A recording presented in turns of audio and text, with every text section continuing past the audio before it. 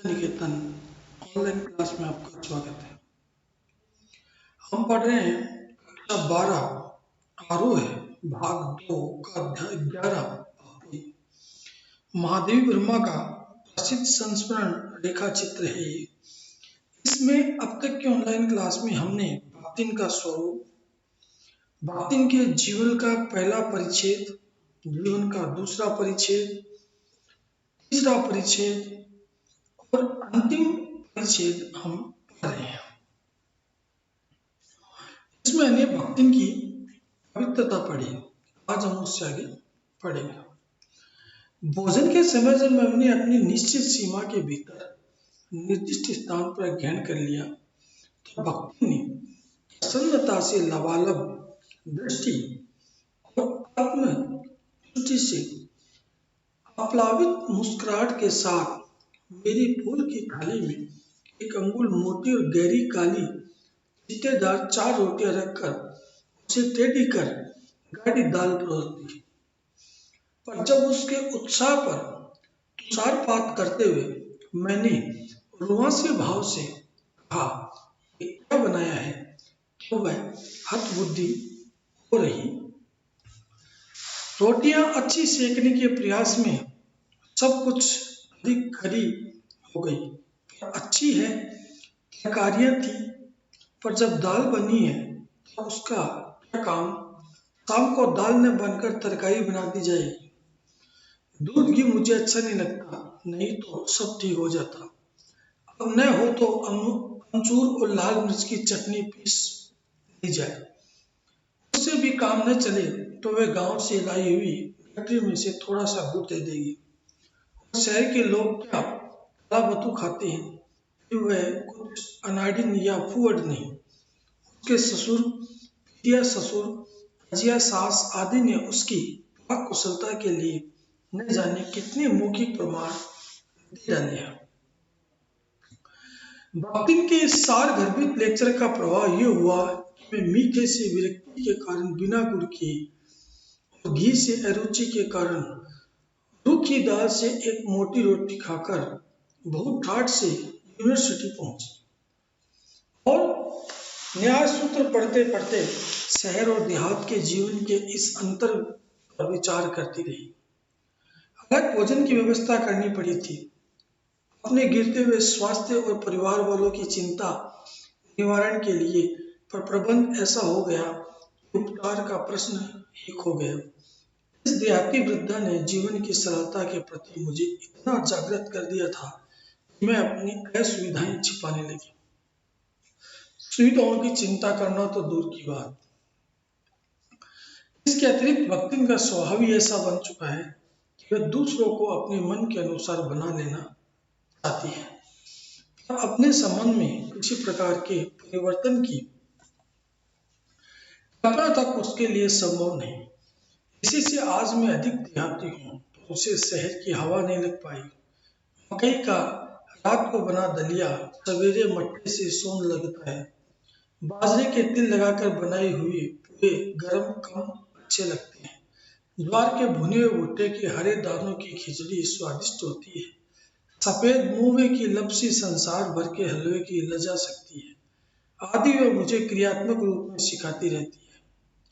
पर यहाँ का रसगुल्ला तक भक्तिन के पोपले मुंह में प्रवेश करने का सौभाग्य नहीं प्राप्त कर सका।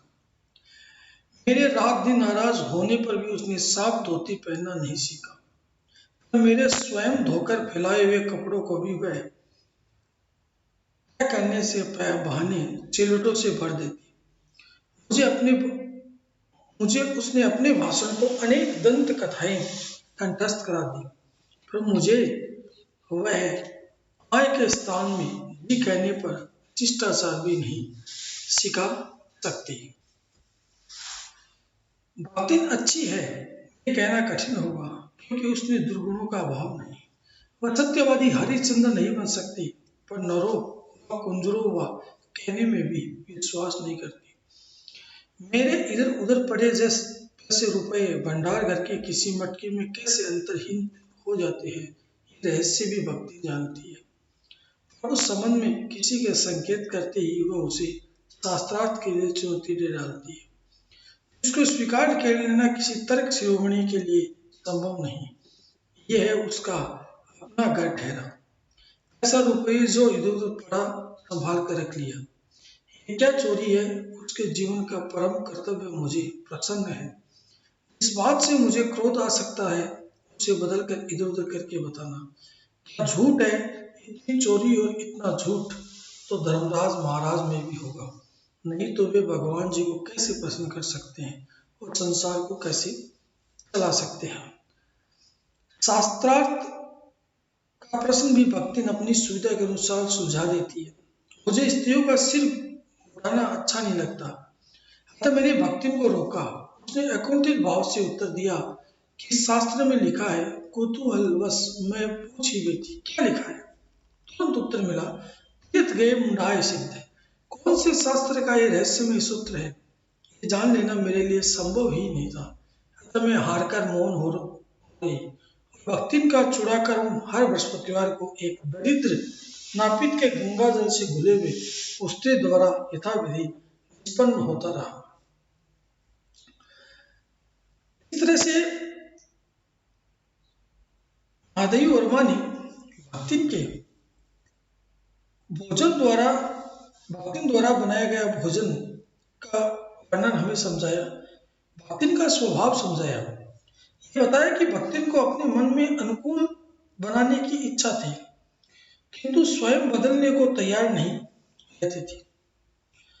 इसी कारण लेखिका तो देहाती बन गई, किंतु भक्तिन जो की तय ग्रामीण ही रही। उसने लेखिका को ग्रामीण खान पान सिखा दिया, किंतु स्वयं कभी रसगुल्ला नहीं खाया, नहीं कोई का मतलब जी पर आ सकी। भक्तिन की व्यवहारिकता लेखिका ने बताई। लेखिका कई इधर उधर पड़े पैसों को उसकी मटकी में छिपा कर रख देती, जिसे वह बुरा काम नहीं मानती। उसका मत यह है कि अपना घर ठहरा ऐसा रुपया जो इधर उधर है उसे संभाल कर रख दिया। ये अपनी मालकिन को प्रसन्न करने के लिए यदि बात को बदल लेती तो मुझे झूठ मानती थी।